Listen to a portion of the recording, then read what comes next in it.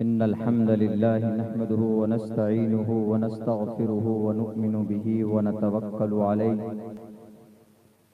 व नऊज़ु बिल्लाहि मिन शुरूरि अनफुसिना व मिन सय्यिआति अअमालिना मन यहदिहिल्लाहु फला मुज़िल्ल लहु व मन युज़लिल्हु फला हादिय लहु व नशहदु अल्ला इलाहा इल्लल्लाहु वहदहु ला शरीका लहु ونشهد أن سيدنا ومولانا محمدا عبده ورسوله أما بعد فأعوذ بالله من الشيطان الرجيم بسم الله الرحمن الرحيم يرفع الله الذين آمنوا منكم والذين أوتوا العلم درجات وقال الله تبارك وتعالى في القرآن المجيد अलिफ लाम मीम ज़ालिकल किताबु ला रैब फ़ीह क़ालन नबिय्यु सल्लल्लाहु अलैहि वसल्लम इन्नल उलमाअ वरसतुल अंबिया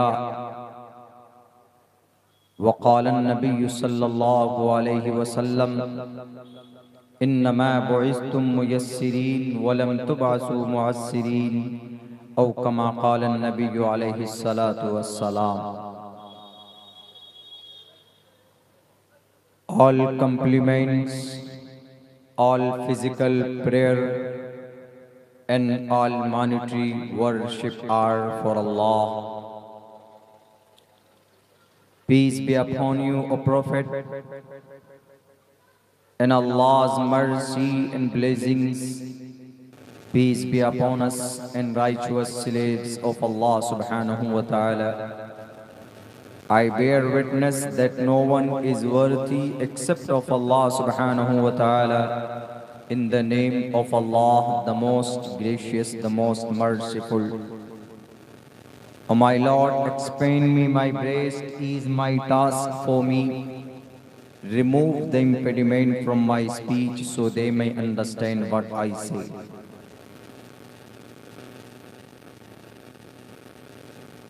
उदारा सर्व एवैते ज्ञानी तात्मे व मय्मतम् आस्थितः सहि युक्तात्मा मामेवामुत्तमां गतिम् बहुनाम जन्म नामन्ते ज्ञानवान् मां प्रपद्यते वासुदेवः सर्वमिति समहात्मा सुदुर्लभः। ओम सहनाववतु सहनो भुनक्तु सह वीर्यं करवावहे तेजस्वनावदीदवस्तु मा विद्दिशावहे ब्रह्मानंतमनादि विश्वकुर्दजम् सत्यं परम शाश्वतं विद्यायस्य सनातनी निगम्भिर्दै के हेत्वो ब्रह्मगतिस्तान्ति सत्संगदिर्दान विचारतोषः।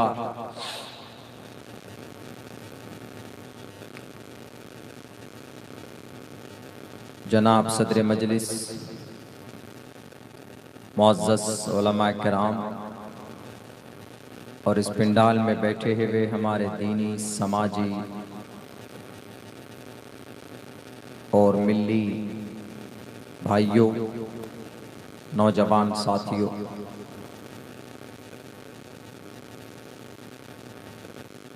इजलास आम और वो जश्न दस्तारबंदी के उन्वान पर पूरे गांव वालों ने मिलकर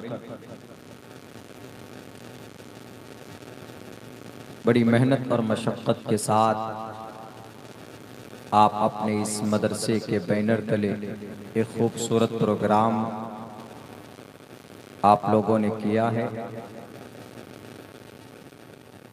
अल्लाह से दुआ कीजिए कि अल्लाह तबारक व ताला पूरे गांव वाले और बस्ते वाले की मेहनत और मदरसे वाले की कद्दो काविश को अल्लाह कबूल फरमाए और मरने के बाद हश्र के मैदान में हम सब के लिए अल्लाह तबारक व ताला हम सब की मेहनत को हमारे लिए निजात का जरिया बनाए।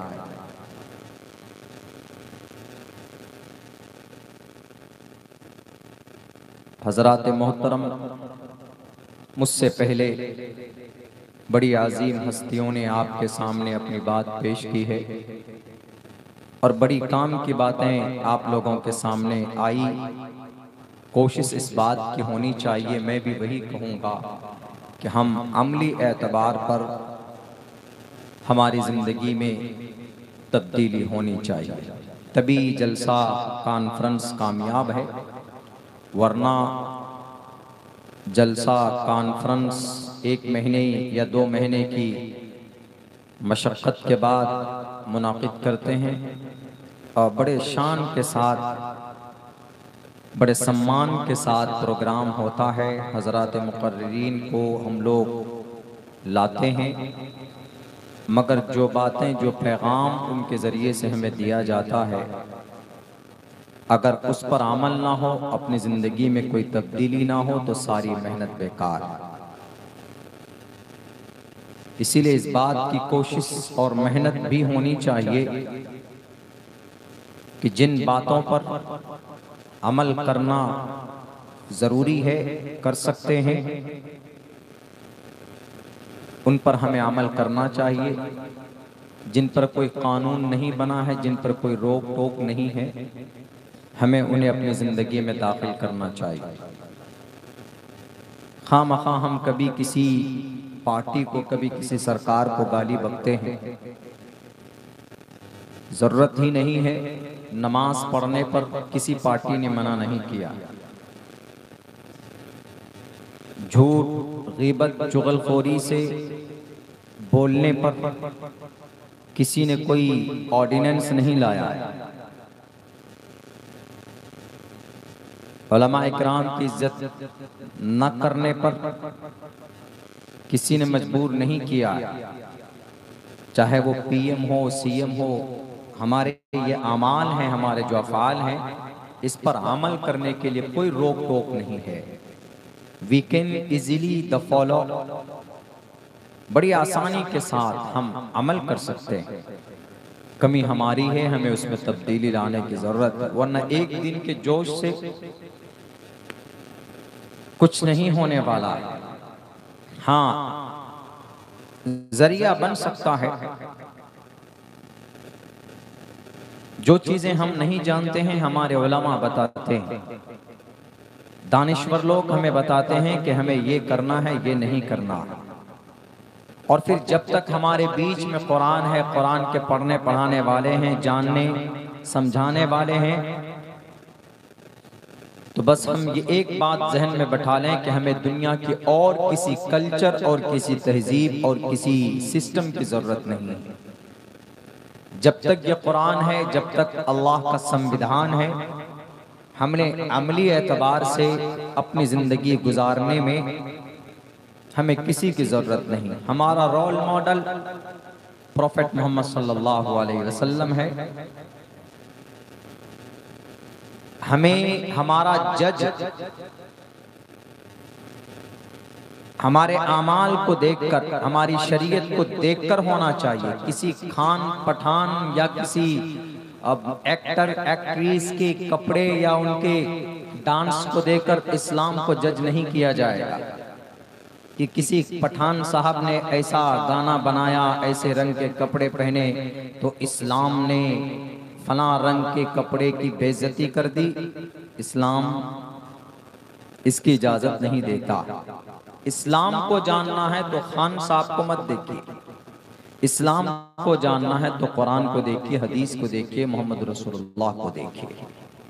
इस्लाम को जानना है तो इस्लाम का जो खान है, जो पठान है, इस्लाम के जो हीरो हैं, अबू बकर है, उमर है, उस्मान है, अली है, सहाबाए किराम हैं, मोहम्मद रसूलुल्लाह हैं, सहाबियात हैं, ताबईन हैं, तबे ताबईन हैं, सलफ़ सालिहीन हैं, अकाबिर उलमाए किराम हैं। उनको देखो, उनको देखकर तब कोई फैसला करो कि नहीं एक पठान साहब ने क्या पिक्चर बना दी, अब उसको लेकर इस्लाम को जज करने लगे कि हरे रंग का कपड़ा क्यों नहीं पहना, फला कपड़ा पहना। यानी सोशल मीडिया पर बाइकाट होने लगा, क्या कि गाना नहीं सुनेंगे, क्यों, उसमें ये हुआ है। अल्लाह का बहुत बहुत शुक्र अदा कीजिए कि 1450 साल यहाँ बीमारी, 1450 साल पहले इस्लाम ने जिसका बाइकाट किया था, इस्लाम ने क्या कहा था? Please don't listen a song, गाना मत सुनो, ये कहा था ना। अब उसी चीज को लिख रहे हैं ना फेसबुक पे बहुत सारे लोग, तो गाना मत सुनो, भले ही वजह कुछ बने। आप तो अभी मना कर रहे हो गाना सुनने के लिए, कुरान में तो 1450 साल पहले गाना सुनने को मना करार दे दिया कि गाना मत सुनो। वमिनन नास मन यश्तरी लहवल हदीस लियुज़िल्ल अन सबीलिल्लाह, सूरह लुक़मान की आयत है। नज़र बिन हारिस, जब कुरान नाजिल हो रहा था, जब कुरान करीम की आयतें उतरती थी, अल्लाह के नबी अलैहिस्सलाम मुशरिकीन मक्का के सामने, मक्का वासियों, मक्का वालों के सामने में कुरान पढ़कर सुनाते कि ये देखो अल्लाह का कलाम है, अल्लाह की तरफ से अभी अभी आया है। तो उन लोगों को दुश्मनी थी, अदावत थी, हम नहीं सुन सकते, वी कांट लिसन, हम कुरान नहीं सुनेंगे। तो कुरान के अगेंस्ट में नजर बिन हारिस कहा जाता है कि वहां से किसी सिंगर लेडी को हायर करके लाया किसी मुल्क से, शायद फ्रांस से या ईरान से, कि उसके सामने, कुरान के सामने में हम कुरान चूंकि अल्लाह के नबी पढ़ते, तिलावत करते, तो लोग मजबूर हो जाते सुनने पर। उमर फारूक रजी अल्लाह ताला अन्हु कुरान की तिलावत सुनकर उनकी जिंदगी बदली, उनकी दिल की कैफियत बदली। लोग खामखा बदनाम करते हैं कि जबरदस्ती इस्लाम को कबूल किया और करवाया जाता है। नहीं, कुरान की तिलावत में, कुरान की आवाज में, कुरान की आयत में अल्लाह ने वो चाशनी, वो हलावत रखी है, वो ग्रेविटी है इसमें कि आदमी सुनता है, आदमी जब खुलूस के साथ सुनता है तो अल्लाह उसके दिल के दरवाजे को खोलते चले जाते। उमर फारूक रजी अल्लाह ताला अन्हु सूरह ताहा की शुरू आयतें जब उन्होंने सुनी है अपनी बहन की जुबान से, तो उनका जो नापाक इरादा था उन्होंने तौबा किया और फिर वो उन्होंने कहा कि please tell me what did you recite and before some time, कुछ देर पहले तुम क्या पढ़ती थी मुझे बताओ, मुकम्मल तौर पर बताओ मुझे। I want to recite that, मैं भी पढ़ना चाहता हूं। तो कुरान जब पढ़ा जाता है, पहले पढ़ा जाता था अल्लाह के नबी के जमाने में, तो मुशरिकीन मक्का अदावत और दुश्मनी की बुनियाद पर कि नहीं, हम कुरान पढ़ा जाता है, लोग उधर जाते हैं, लाओ मैं सिंगर को ले आओ, सिंगर ले आए बाहर से। अब उनके सामने में जब जब अल्लाह के नबी कुरान पढ़ते, वो उनको कहते कि तुम भी पढ़ो, तुम भी गाना सुनाओ। वो गाना गाती थी, स्टेज शो करती थी वो। तो इसीलिए अल्लाह ने कुरान करीम के अंदर बयान किया, वो मिनन नास मन यश्तरी, बाज लोग ऐसे हैं तुम में से, मन यश्तरी लहवल हदीस, खिलौने, म्यूजिक, गाने, लहव लाइब को खरीद, उनकी चीजों को खरीदते हैं। अगर मोबाइल से गाना सुनते हैं तो मोबाइल भी उसी में शुमार। मन यश्तरी लहवल हदीस लियुज़िल्ल अन सबीलिल्लाह, ताकि वो अल्लाह के रास्ते से भटका दें तुम्हें, ताकि वो अल्लाह के रास्ते से गुमराह कर दें, अल्लाह के हुक्म के मुताबिक जिंदगी न गुजारने दें, तुम्हारी जिंदगी की दिशा अलग कर दे। तो अल्लाह तबारक व तआला ने कहा कि उनको बता दो कि उनके लिए दर्दनाक अज़ाब, वयत्तखिदहा हुज़वा उलाइका लहुम अज़ाबुन अलीम, और उसके जरिए मजाक उड़ाते, उनके लिए दर्दनाक अजाब है। उलाइका लहुम अज़ाबुन अलीम, दर्दनाक अजाब है उन लोगों के लिए जो लोग ऐसा करते हैं। इस्लाम जाना पहचाना जाएगा किससे? कुरान से। इस्लाम के ऊपर कोई भी फैसला दिया जाएगा हदीस, अल्लाह के नबी की जिंदगी को देखकर किसी खान साहब या पठान साहब की 229 करोड़ रुपए खर्च करके कोई फिल्म बना देने से इस्लाम नहीं जांचा जाएगा। Islam doesn't allow, Islam denied completely, not allowed to make a single song with the music. Islam में इजाजत नहीं है गाना बनाने की और गाना सुनाने की। फिर आधे कपड़ों में किसी गैर महरम लड़की को उसको पकड़ना, कुर्बत हासिल करना, डांस करना, ये तो दूर की बात है। जब गाना लिखा जा रहा था, म्यूजिक सेट किया जा रहा था, जब उसकी कंपोजिंग हो रही थी, इसी को बोलते हैं ना कंपोजिंग, मैंने कंपोज किया ये गाना, मतलब उसका सब कुछ मैं हूं। उसका डिजाइन, उसकी रिदम कैसे होने चाहिए, तरन्नुम उसमें कैसी होनी चाहिए, कौन सी म्यूजिक कब उसमें सेट करना चाहिए, उसको बोलते हैं कि इसको कंपोज करना। फला डायरेक्टर ने कंपोज किया। गाने से पहले इस्लाम कहता है कि इसकी इजाजत नहीं मानोगे तो दिल को ठेस पहुंचेगी। अभी आप बाइकाट करने लग गए कि हम इसका बाइकाट करते हैं। आप अभी कर रहे हैं, हम तो 1450 साल पहले से कर रहे हैं गाने के बाइकाट। गाना सुनना, to listen and to write and to tell, पढ़ना, सुनना, सुनाना, एवरीथिंग हैज बीन प्रोहिबिटेड। नाजायज है, हराम है। तो बैरकत इस्लाम पहचाना जाएगा, इस्लाम जाना और पहचाना जाता है किससे? अपनी शरीयत से। किसी मुसलमान के किरदार और कैरेक्टर को देखकर इस्लाम को नहीं जज कर सकते आप। इस्लाम मुसलमान से नहीं है, किसी भी मुसलमानों से इस्लाम नहीं है। इस्लाम एक दीन है, एक संविधान है, कानून है। अल्लाह के बताए हुए तरीके को दीन बोलते हैं और उसी दीन को मजहब कहा जाता है, मजहब इस्लाम। बेसिक चीजें हमारे मुसलमानों को मालूम नहीं है, होना चाहिए। ये जो कुरान अभी है ना आपके सामने, बहुत तरह के एतराजात होते हैं। ये जिन्हें आजकल सर्टिफिकेट दे दिया है कि मॉडर्नाइजेशन, जदीद साइंस,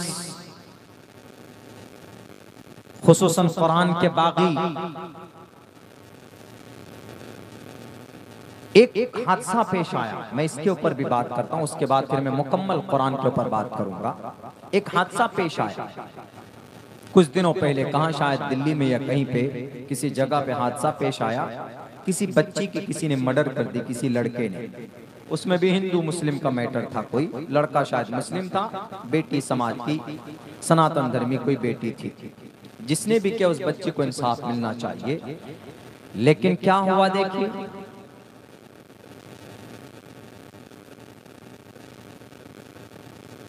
दुनिया में कैसा है, हमारे भारत के अंदर ये मीडिया वाले उछल उछल कर क्या बोलते हैं, अरे लड़का बालिग लड़की बालिग दोस्ती कर सकते हैं।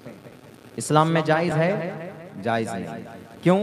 इस्लाम कहता है कि ये फसाद है, ये गुनाह है, ये हराम है। लोग कहेंगे कि अच्छा आप शरीयत की बात करते, आप कुरान की बात करते, आपका कुरान का जमाना नहीं, आपका कुरान 1450 साल पहले। ये कुरान 1450 साल पहले के लिए कुरान आपका पुराना हो चुका है। आज कहते हैं लोग, कौन लोग? कुछ लोग, जी मोहम्मद रसूलुल्लाह ने माना क्या? नहीं चलेगा, मोहम्मद रसूलुल्लाह की बात नहीं मानी जाएगी। क्यों? आप अलैहिस्सलाम 1450 साल पहले उनको नबूवत दी गई, वो भी पुराने हो चुके। एग्जाम्पल में क्या देते हैं कि जैसे हम पुरानी चीज यूज नहीं कर सकते, तो हम पुराने पैगंबर के तरीके को कैसे अपनाएं। एक पुराना मोबाइल हम यूज नहीं कर सकते, नोकिया पुराना सेट किसी को पकड़ा दी, ये बच्चा उठाकर फेंक देगा, क्यों? इसमें गेम नहीं चलता। एंड्रॉयड आ गया, 4-5 कैमरे वाला मोबाइल आ गया, जिसमें सेल्फी बढ़िया हो, बेहतरीन ब्राइटनेस हो, वीवो ओप्पो होना चाहिए। 2-2 लाख रुपए का एप्पल खरीदते हैं। आईफोन 14 कब लॉन्च हुआ, हमको वो चाहिए। आईफोन 13 चाहिए, वो चाहिए, प्रो चाहिए, ये चाहिए। चूंकि दिमाग जिद्दत को, जदीद कुल्लु जदीदिन लजीज, नई चीज को लोग ज्यादा पसंद करते हैं ना। तो इस हिसाब से वो किन को देख रहे हैं? कुरान को भी देख रहे हैं, मोहम्मद रसूलुल्लाह को भी देख रहे हैं। हमारे कुछ लोग ऐसे हैं, हमारे ईमान वालों में से, वो लोग फौरन इम्प्रेस होते हैं कि अरे यार ये बात तो बिल्कुल सही है। जब हम पुरानी बाइक इस्तेमाल नहीं कर सकते, आज के ज़माने में हमको पल्सर चाहिए, हमको खपाची चाहिए, हमको इनफील्ड चाहिए, 300-400 सीसी की जो गाड़ी है वो चाहिए हमको। हम पहले के राजदूत नहीं चला पाएंगे, क्यों? खर ज्यादा करती है। हम पहले की यामा गाड़ी नहीं चलाएंगे, पहले की सुजुकी की जो पहले पुराने मॉडल वो नहीं चलाएंगे, क्यों? अब तो नया जमाना है, नई गाड़ी आएगी, नया पसंद करेंगे ना। नौजवान को अगर थमा दीजिए हीरो पुक, वो खुदकुशी कर मर जाएगा, लेकिन हीरो पुक पे नहीं बैठेगा वो। क्यों? जमाना कहां से कहां चला गया मौलाना। पुरानी गाड़ी की बात कर रहे हैं आप, हीरो पुक की बात कर रहे हैं। हमारे दादा परदादा चलाया करते थे हीरो पुक, वो नहीं। हवाई गाड़ी नहीं चलेगी। नए जमाने में 200 सीसी से ऊपर चाहिए। ये 150 सीसी की भी गाड़ी फेल, एक मिजाज बन गया है। इसीलिए आपका कुरान पुराना, अल्लाह के नबी की जिंदगी पुरानी, नहीं मान सकते। 1450 साल पहले इस जिद्दत के, इस जदीद साइंस के जमाने में, how can I use and these oldest thing, इन पुरानी चीजों को हम कैसे अपनाएं?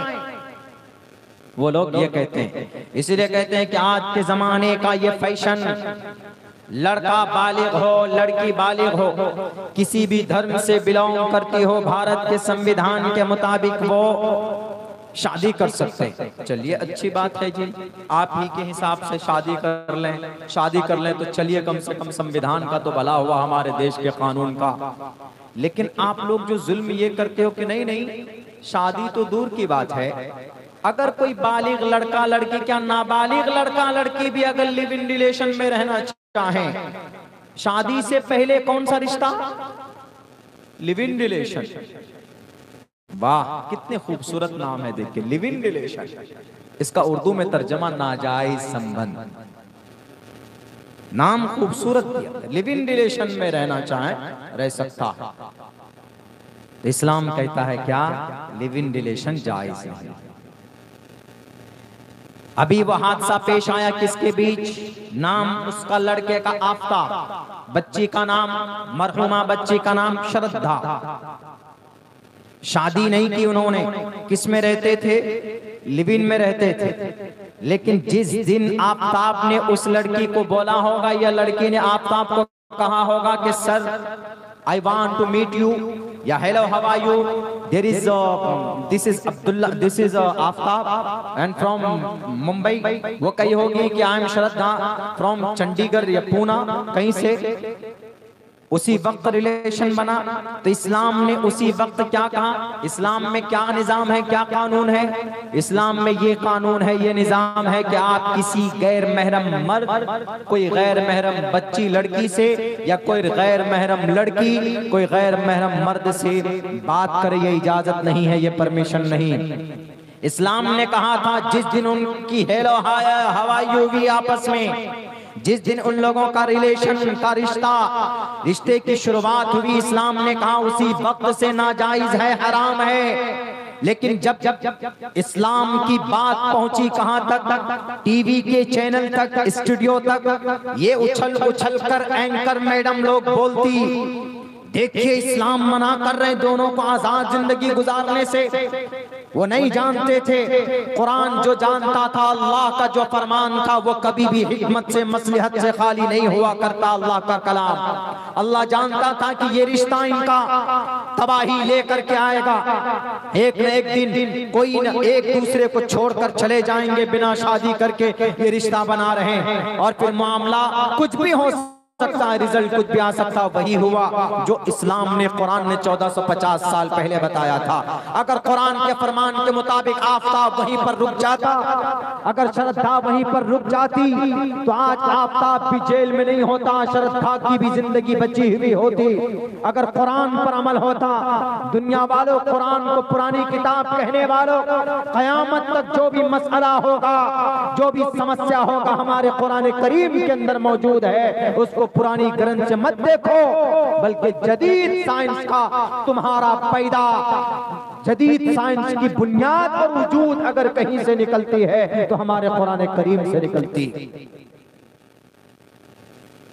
आज कह रहे कि नहीं जनाब, कुरान तो बहुत पुरानी किताब है, कयामत तक जितने भी मसाइल बर्पा होंगे इस जमीन पर, ऐसा नहीं कि कुरान में उसका जिक्र ना हो, अल्लाह के नबी की जिंदगी में उसका तज़किरा ना हो। दिस इज इम्पॉसिबल, हो ही नहीं सकता।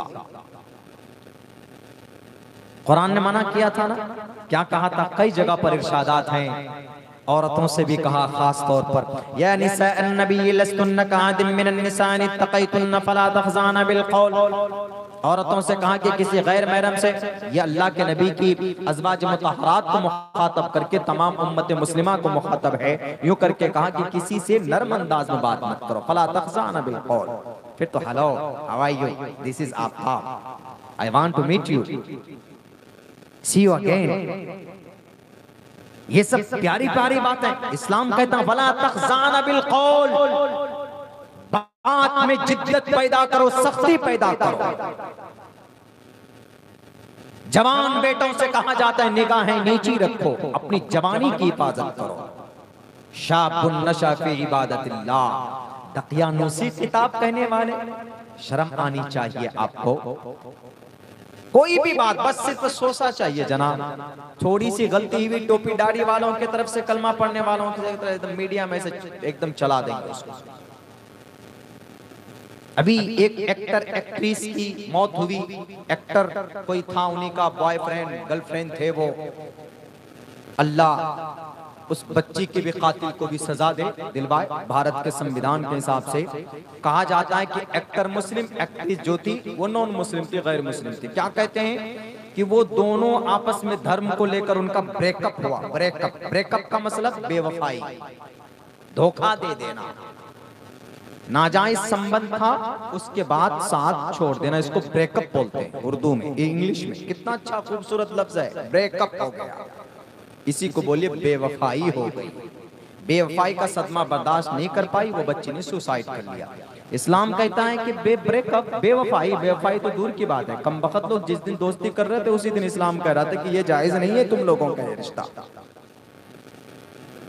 उसी दिन कह रहा था। कोई भी हो, कोई सुजान हो, कोई भी हो, सब इस्लाम की नजर में, शरीयत के नजर में बराबर है। अब्दुल्ला सालिम हो के एक आम नाखानदा कोई आदमी हो, कोई जाहिल आदमी हो जो कुरान और शरीयत को ना जानता हो, वो भी है तो अल्लाह की नजर में बराबर है। वो अमल के एतबार से कि नहीं मौलाना अब्दुल्ला है, नमाज नहीं पढ़ेंगे, झूठ बोलेंगे, जन्नत चले जाएंगे, नहीं, ऐसा हो नहीं हो सकता। जो कानून है, नमाज की फर्जियत सबके लिए बराबर, रोजी की फर्जियत सबके लिए बराबर, हज की फर्जियत सबके लिए बराबर, ज़कात की फर्जियत सबके लिए बराबर। जो साहिब निसाब होगा सब पर लागू होगा। 30 दिन के रोजे सब रखेंगे। ऐसा नहीं है कि ये उद्योगपति है जनाब, लाखों करोड़ों रुपए वाला, एक एक दिन में चैनल को खरीद लेता है तो इसके ऊपर नहीं, इसको डिस्काउंट करो, 30 दिन के रोजे नहीं रख पाएंगे, ये बड़ा वो है, उद्योगपति हैं, ये भूख से गिर जाएंगे, मर जाएंगे, बड़ा नुकसान हो जाएगा। इस्लाम कहता है कि बिल्कुल नहीं। इस्लाम कहता है कि 30 दिन के रोजे सबको रखने होंगे। अमीर हो के फकीर हो, गरीब हो के मालदार हो, कोई भी हो, नमाज पढ़ने के लिए जब खड़ा होगा तो नमाज उसी के काबिल कबूल होगी जिसकी नमाज के अंदर खुशूसियत ज्यादा हो, जिसके रिस्क हलाल होंगे। ऐसा नहीं कि ये गांव का मुखिया जी आए हैं तो अल्लाह का फरिश्ता कहेगा कि डिस्काउंट करो, ये मुखिया जी हैं, इनकी नमाज जल्दी से कबूल कर लो। नहीं, ये नहीं चलेगा बाहर। शरीयत इस्लाम, अहकाम इस्लाम में सबके सब बराबर है। बहुत बड़ी बड़ी गलती हम लोग करते हैं, लोग इंतजार में रहते हैं आपकी गलती को छाल लेते हैं। जैसे आज ही मैंने अभी अपनी बात तकरीर शुरू नहीं की है, इसीलिए रफ्तार में चल रहा हूँ, थोड़ा बैठिए, अभी थोड़ा मुझे गर्म होने दीजिए। एक बात ये कह रहा हूँ, छोटी सी गलती हम लोगों की, जैसे आज आपके पूरे नौजवान कमेटी जोश खरोश के साथ हमको वहां से लेकर आए, वहां से आगे एक झंडा था,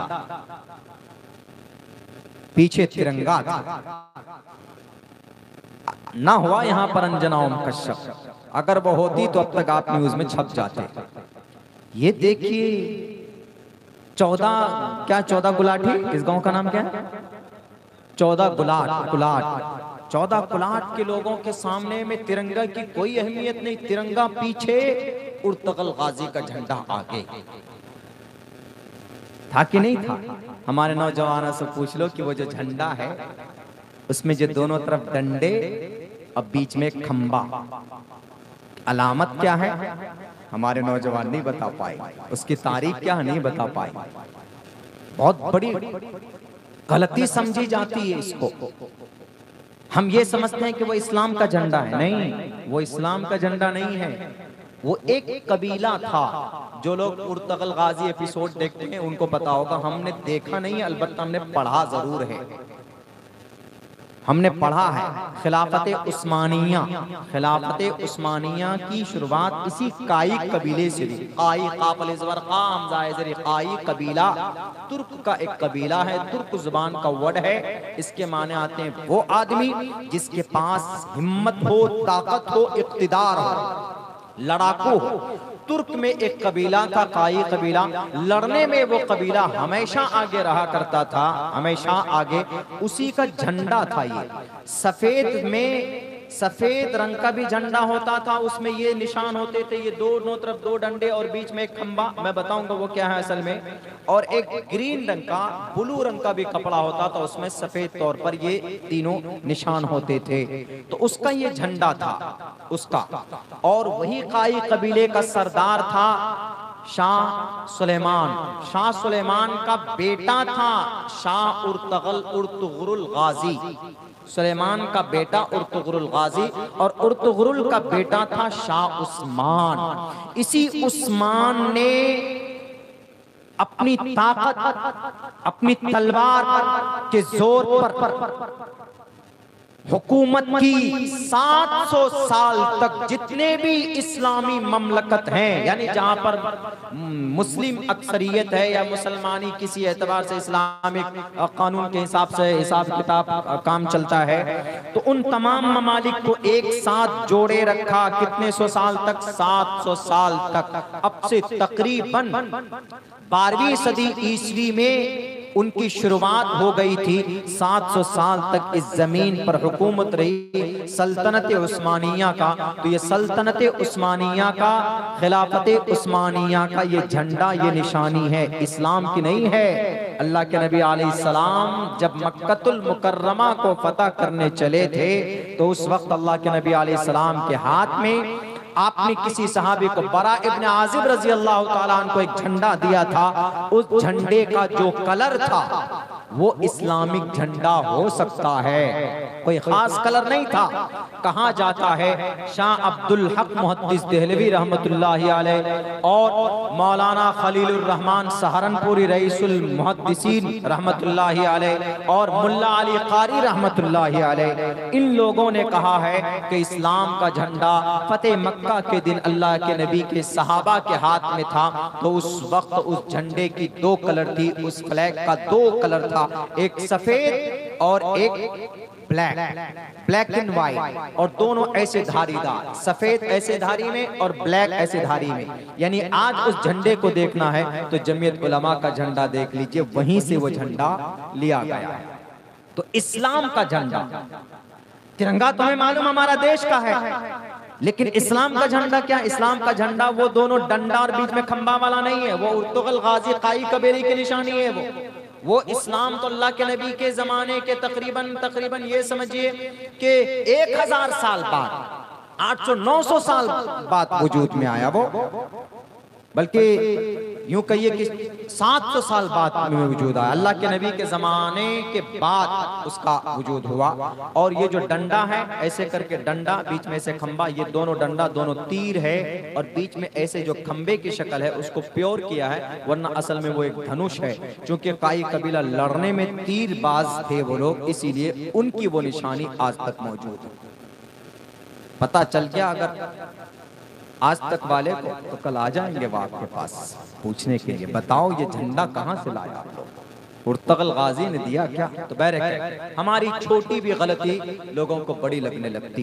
बहरकैफ ये कुरान है, कुरान को पढ़कर आपका बच्चा हाफिज बना। अब मैं यहाँ से अपनी असल टॉपिक की तरफ, असल उसके तरफ बात करना चाहता हूँ। हमारे कुरान बच्चे पढ़ते हैं, हाफिज बनते हैं, और इनके ऊपर फजीलत है। आप बच्चा हाफिज बना तो इंशाअल्लाह दुनिया में भी इज्जत से नवाजा जाएगा, और मरने के बाद 10 लोगों को जन्नत भी लेकर जाएंगे। ये फजीलत इनके लिए है सिर्फ, और किसी के लिए नहीं। और सुनिए, बहुत से लोग एतराज करेंगे, बहुत से लोग कहेंगे वही सवाल, क्या आप लोग बच्चों को हाफिज कुरान क्यों बनाते हैं? आप अपने बच्चों को साइंस नहीं पढ़ा सकते? आप अपने बच्चों को मैथ नहीं पढ़ा सकते? आप अपने बच्चों को जनाब केमिस्ट्री नहीं पढ़ा सकते? आप अपने बच्चों को संविधान नहीं पढ़ा सकते? लोग कहेंगे। हम लोग जवाब नहीं दे पाते तो वो ये समझते हैं कि यकीनन कुछ न कुछ दाल में काला है, there is something fishy in the bottom, दाल में कुछ न कुछ काला है। जब कुरान अरबी में है, धार्मिक किताब है, तो ये लोग धार्मिक किताब को छोड़ते क्यों नहीं है? इसका मतलब यह है कि इनके मन में खोट है, ये तरक्की नहीं करना चाहते हैं। जिनके दिमाग में, जिनका ये सवाल हो कि कुरान पढ़कर हम देश को आगे नहीं ले जा सकते, जो ये सोचता है कि कुरान पढ़ाने वाला, हमारे हाफिज कुरान, हमारे आलिम दीन, इनको रुस्वा करो, इनको जलील करो। बहुत सी जगहों पर देखा जाता है कि माइक लेकर उनके मुंह के सामने खड़े हो जाते और जाकर यूं कहते हैं कि मौलाना साहब, ऐसे नाम लेकर, मौलाना साहब, आप मौलवी साहब हैं, आप मौलाना साहब हैं, आप मुल्ला जी हैं। हाँ भाई, क्या कहना चाहते हो? उनका ये कहने का मतलब सिर्फ ये होता है कि उनको रुस्वा करना। जबकि किसी भी आलिम दीन को रुस्वा करने की अगर कोई सोचता है तो अल्लाह तबारक व तआला कहता है कि किसी भी आलिम को रुस्वा मत करो, किसी भी कुरान के जानने वाले को रुस्वा मत करो। इन्नमा यख्शल्लाह मिन इबादिहिल उलमा, अल्लाह से सबसे ज्यादा डरने वाले हमारे ये उलमा है। और सुनो, दुनिया के अंदर ईमान वालों, तुम्हारा मकाम और मर्तबा बहुत बुलंद है। यरफउल्लाहुल्लज़ीना आमनू, अल्लाह ने तुम्हारे दर्जात बुलंद किए, वल्लज़ीना ऊतुल इल्म दरजात, लेकिन अल्लाह ने, लेकिन जिनको इल्म दिया गया, जिनको तालीम दी गई, अल्लाह तबारक व तआला की शरीयत की नॉलेज जिनको दी गई, उनके दर्जात तो और ज्यादा बुलंद वाला है। उनको रुस्वा मत करो, उनको जलील मत करो। इस जमीन पर हमारे गुरु कौन? हमारे उलमा। इस जमीन पर हमारे रहबर कौन? इस्लाम के रहबर कौन? इस जमीन पर आज की तारीख में हमारे उलमा, हमारे मुफ्तियान किराम, हमारे कुर्रा, हमारे हुफ़ाज़, ये हमारे रहबर हैं। और हमारे हिंदुस्तान के हिंदू भाइयों, उन लोगों से बता दो जिनके हाथ में माइक है, जिनको इंटरव्यू लेने की पूरी आजादी है, लेकिन किसी को तकलीफ देकर नहीं। श्रीमद् भगवत गीता का ये मंत्र उनको बताना, उदारा सर्व एवैते ज्ञानी तात्मेव मयमतम आस्तितः सही युक्तात्मा मामेवा मुत्तमाम गतिम। सुनो कान खोलकर, सखी सखावत करो, बड़ी अच्छी बात, लेकिन जो तुम्हारे बीच में जो तुम्हारे गुरु लोग हैं, जो तुम्हारे में जानने वाला तबका है, गुरु लोग, उदारा सर्व एवैते ज्ञानी तात्मेव मयमतम, जो ज्ञानी है, जो गुरु है, जो गीता जानता है, जो ऋग्वेद जानता है, जो ये यजुर्वेद जानता है, जो सामवेद जानता है, जो रामायण महाभारत जानता है, जो आलोक उपनिषद जानता है, जो प्रश्नोत्तरी जानता है, उनको कहा जाता है ज्ञानी तात्मेव मयमतम आस्थितः। उनका सम्मान करो, ये नहीं कि माइक लेकर पहुंचो और उनके मुंह में माइक घुसेड़ कर को बोलिए तो जरा आपके मदरसे में साइंस क्यों नहीं पढ़ाया जाता? क्या कुरान में साइंस का मजमून नहीं है? तुम नहीं जानते, कुरान में साइंस भी है, कुरान में सब कुछ है। मैंने तकरीबन 10 जगह पर इस मजमून के ऊपर हमने तकरीर की। मजबूरी है बताने की, लोगों के एतराजात हैं हम पर, तो बोलना पड़ता। किसी भी ज्ञानी की तौहीन न हिंदू धर्म में न इस्लाम में। इस्लाम में क्या कहा?